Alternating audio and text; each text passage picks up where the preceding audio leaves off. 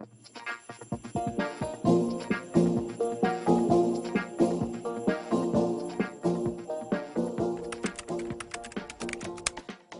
nuclear energy, I think there's two questions with nuclear energy. One is the safety issue. Is the UAE right or is Germany right? I think the second issue, which is every country that develops a civilian nuclear program is going to be able to use that to develop nuclear weapons. So what do you think? Who's right, UAE or Germany, Michael?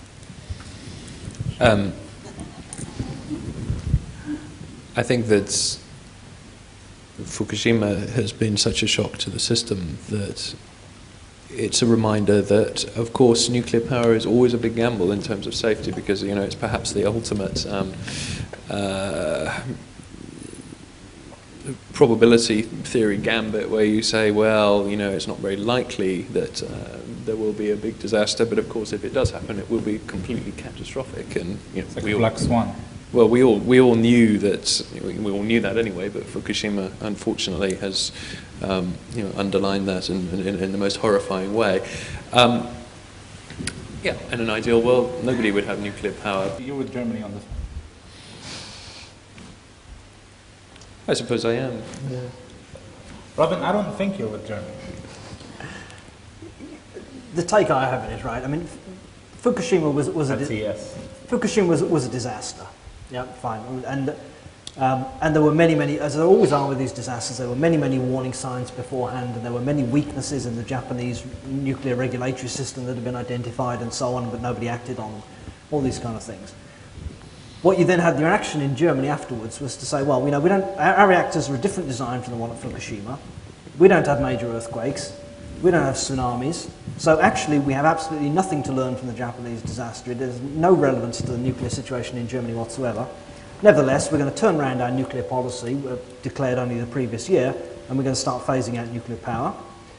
In order to replace that, we're going to buy electricity from our neighbours, France and the Czech Republic, which generate it with nuclear power, but we'll keep that quiet, and we'll pretend we're not buying nuclear electricity. And we'll replace it with coal and with lignite, brown coal, the dirtiest fossil fuel there is, hence blowing our climate change goals out of the water. All the while raising electricity costs to the German economy. So really, a lose-lose-lose on pretty much every front, as far as I can see it. I'm not saying that you shouldn't learn lessons from these nuclear disasters. Clearly you should, but at what cost? Nuclear suffers from this. Exactly as you say, Michael. You've got these occasional disasters which are very dramatic and which cause huge swings in public opinion. Meanwhile, every year thousands of coal miners die in China and hundreds of coal miners die in Ukraine, and that doesn't make anybody think twice about using coal. And at Fukushima, nobody has yet died because of Fukushima. And not a single person. I mean, it's a terrible accident for sure, but it has not caused a single fatality yet. Kate, I'm reading your body language, so I'm going to ask you, how much do you agree with Robin? I know, I was going to say I'm actually Swiss by marriage, and so, in Switzerland they've gone the same way as Germany, but it doesn't really matter because next door in France there's nuclear power stations. There's one in Bulgaria that scares, the daylights out of me because it's so old and it's had so many issues. And then we had, I remember, so I don't like nuclear, but I think people overreacted. I think nuclear will sort of slow down a little bit, but as Robin says, we're going to be burning more coal. Is that better for us? I don't know. I don't particularly like the idea of nuclear. What surprises me is that we were at the forum recently, the Dubai Energy Forum, and they were talking about not only one nuclear power station in Abu Dhabi, but Dubai as well, and maybe other Emirates. And I'm thinking, you don't need that. What you need is a common gas grid. Qatar has the third biggest gas reserves in the world. Iran on the other side, when they get there, when we sort them out. Then you have these huge gas reserves. Russia's ready to step in and supply. And then you can have a common grid. You can sell electricity to each other. You don't need nuclear power stations. I think it's scary, as you said, climate and all that. I don't think we should go that route at all. And I mean, sorry, didn't want to stymie the applause. He was applauding. Sorry to steal that away from you, Kate. Just to respond very briefly to Robin. Yes. Of course, there's an argument about the rational case for not reacting to Fukushima in the way that Germany did. And, it's the old debate about how people instinctively think air travel is more dangerous than travelling on the road. So, of course, it's not. It's just that when air crashes happen, they're big and disastrous, and they're in the papers and online all over the world.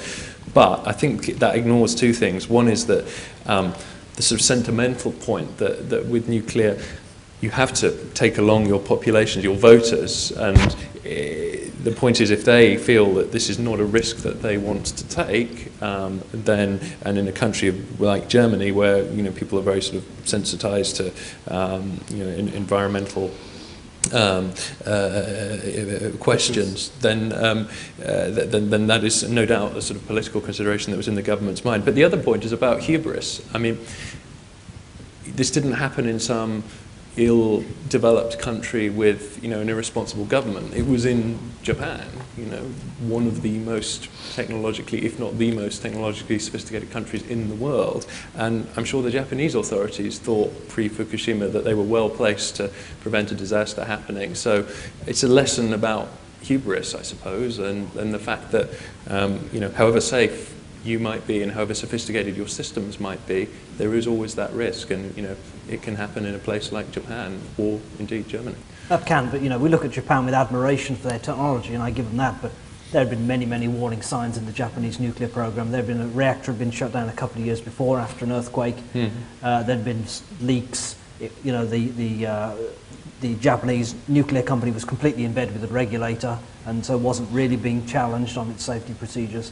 So, great as Japan is, that particular case, there were a lot of weaknesses that a lot of people in the system were well aware of, but were not acted on. Yeah, but do we know for sure that that isn't the case in Germany or other countries that have nuclear power? I mean, these things emerge very starkly after disasters, whether it's a nuclear meltdown or a financial crisis, but they're not clear at the time, and that's why the disasters happen, because people don't pick up on them. That's my point. Yeah.